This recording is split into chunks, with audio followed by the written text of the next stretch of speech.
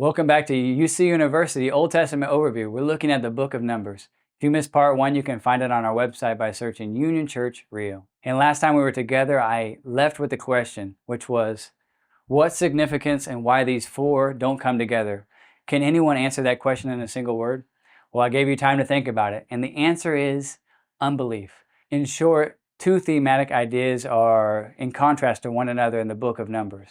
One is the present problems, the unbelief, rebellion, and disobedience of the people. Then over against are Yahweh's faithfulness to His past promises, His patience and grace.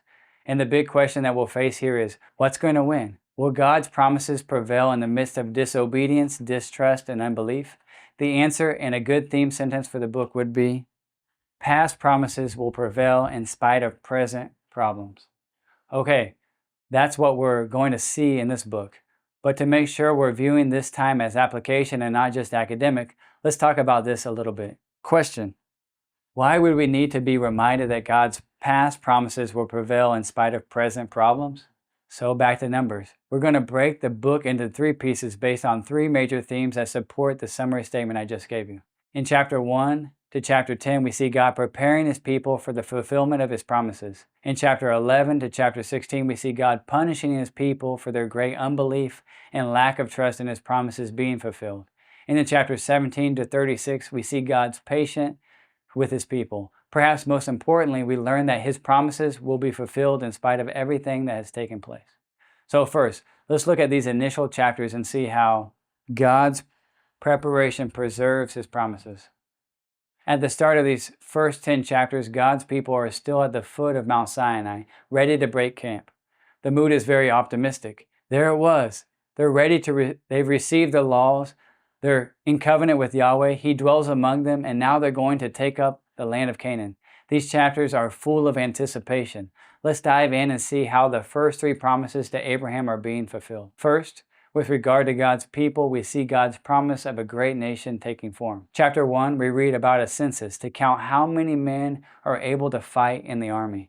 And as you can see from Numbers verse 46, God's people are becoming a huge nation with 603,550 men able to go to war, and that's not counting women and children. Second, we see God's promise of a place taking shape. Once the preparations have been made, we see God's people on the move. Between those 2 periods of census, chapters 1 through 4, and setting out in chapter 10, we also see God's people being primed for the fullness of His presence. As we saw in Exodus, the people cannot draw near to God unless they are clean. So in chapters 5 and 6, we see the camp being cleansed. In chapter 7, the tabernacle is consecrated, and in chapter 8, verse 5, we see that the priests are inducted into their roles. However, chapters 9 and 10 also center on God's presence with His people when they move. In chapter 9, we see God's presence in the form of a fire and of a cloud over the tabernacle. Look with me to Numbers 9, 15 through 17. On the day that the tabernacle was set up, the cloud covered the tabernacle, the tent of the testimony. And at evening it was over the tabernacle like the appearance of fire until morning. So it was always. The cloud covered it by day, and the appearance of fire by night. And whenever the cloud lifted from over the tent, after that the people of Israel set out. And in the place where the cloud settled down, there the people of Israel camped. And as we've seen, chapter 2, the camp is designed so that the tabernacle and its accompanying cloud or pillar of fire is always right in the middle. So the people are always reminded that Yahweh is dwelling with them in the very center of their camp.